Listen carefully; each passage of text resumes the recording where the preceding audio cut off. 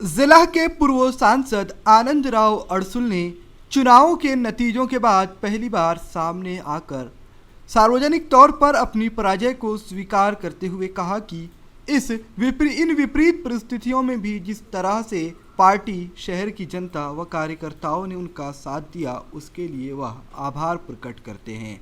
उन्होंने कहा, पिछली बार मुझे जितने मत मिले थे उससे ज़्यादा मत इस बार मैं प्राप्त करने में कामयाब रहा। दुर्भाग्य से लगभग 40,000 वोटों से मेरी हार हुई, लेकिन जिस तरीके से जनता ने दुष्प्रचार के बीच भी बहकावे में न आते हुए मुझे पूरी तरह से नहीं नकारा, मैं उसके लिए जनता का आभार व्यक्त करता हूं और अमरावती शहर की जनता के लिए मैं आगे भी तत्पर रहकर कार्य करता रहूंगा।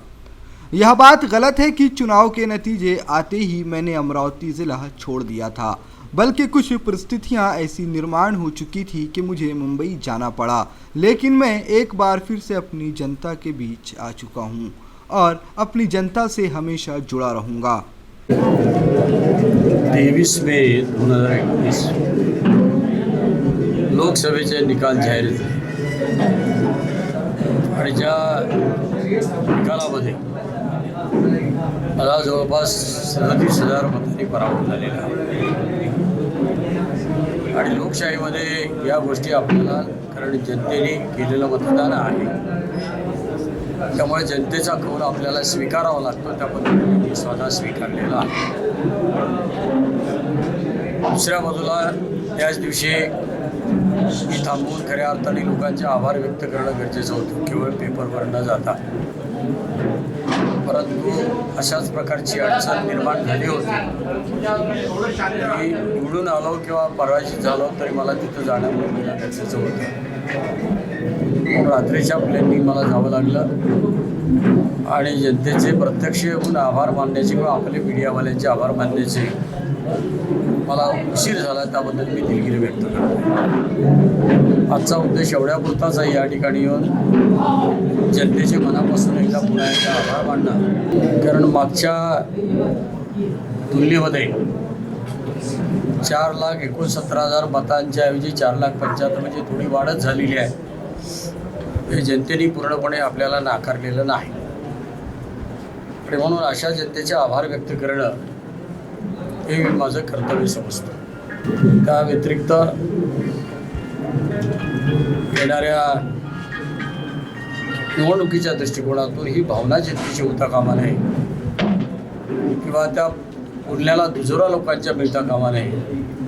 हे बाहेरच्या आहेत आणि म्हणून खऱ्या अर्थाने माझ्या मनामध्ये ती खंत होती, परंतु काही अपरिहार्य कारणामुळे मधल्या काळामध्ये मी 7 ते 8 दिवस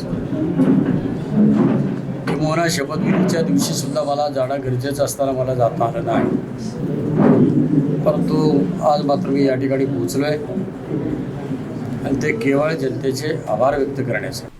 इसके साथ ही VCN न्यूज़ के रिपोर्टर ने जब आनंद राव अड़सुल से सवाल किया कि क्या चुनाव पूर्ण जो लड़ाई आपकी विधायक रवि राणा के साथ चल रही थी वह अब ख़त्म हो चुकी है, क्या आप न्यायालय में चलने वाली अपनी लड़ाई को ख़त्म कर देंगे, तो आनंद राव अड़सुल ने कहा कि युद्ध 2 तरह के होते हैं।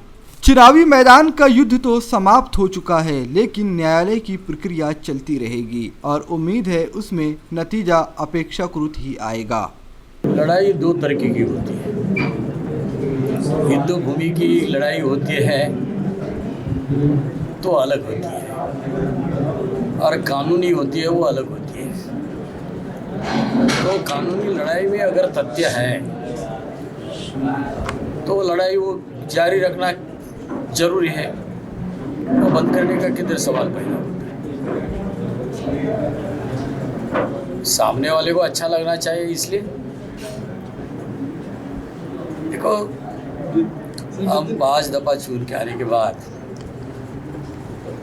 जो गलत तरीके से अगर अपने सर्टिफिकेट का इस्तेमाल किया है, वो लड़ाई सही मानेंगे, सही लड़ाई और कानूनी लड़ाई, और वो लड़ाई डंडा एक मेरा फर्ज मानता हो और वो लड़ते रहे। इसके साथ ही आनंदराव अडसुल ने एक बार फिर से नवनिर्वाचित सांसद को बधाई देते हुए चुटकी लेकर कहा कि मुझे दिखावा नहीं आता।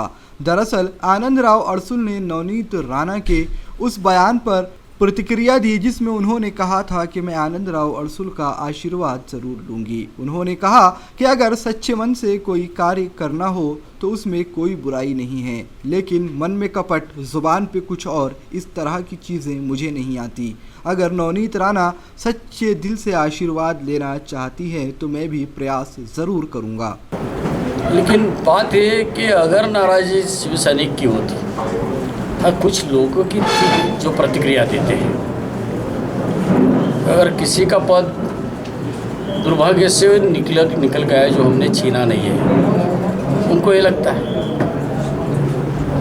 और इसलिए ज़्यादा उसके ऊपर। और दूसरी एक बात मेरे यहाँ अभी भी दोहराता हूँ, 4,75,000 वोट जो है कि ऊपर से नहीं गिरे हैं, मेरे सैनिकों ने ये दिए जमा करके, उसमें मेरे सैनिकों का ज़्यादा हिस्सा है।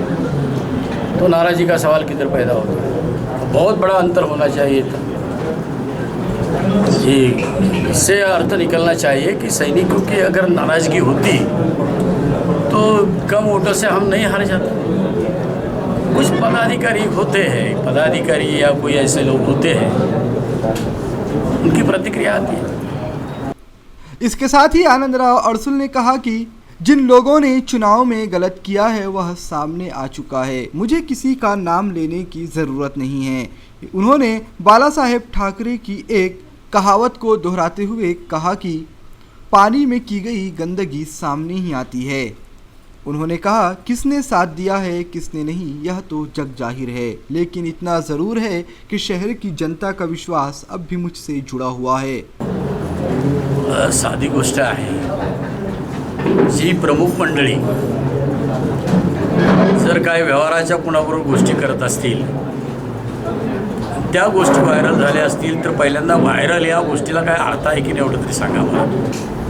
तुम्ही जानेवाने पत्रकार आहात, तर ते व्हायरल काही घटना घडल्याशिवाय तो व्हायरल होत नाही ना। आमच्या बाळासाहेबांच्या भाषेत पाण्यात जरी संडास केली तर ती वर येते, तसा तो व्हायरल हा विषय असा आहे की तो त्यात तथ्य असतं म्हणून व्हायरल होतो।